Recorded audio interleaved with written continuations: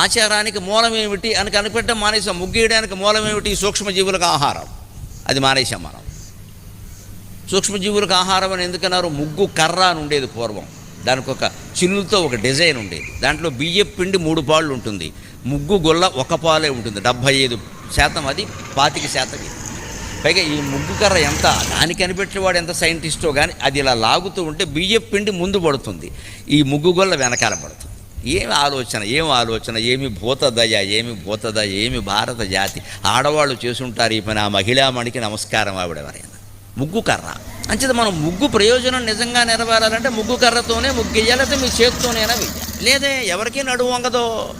దానికి డిజైన్లు కనిపెట్టాం. శుభ్రంగా షీట్, ప్లాస్టిక్ షీట్ ఇంటి ముందు పెట్టే గొడవలేదు, ఇంక శాశ్వతంగా ఉంటుంది. అయిపోయింది. ప్లాస్టిక్ కొన్న చోటకు లక్ష్మీదేవి ఎందుకు వస్తుంటే దరిద్రదేవత వస్తుంది. నువ్వు ఎంత డిజైన్ వేసినావు అంటే ఏం చేసావు? ముగ్గు అనే ఆచారం యొక్క మూలతత్వాన్ని గమనించడం మానేసి ముగ్గు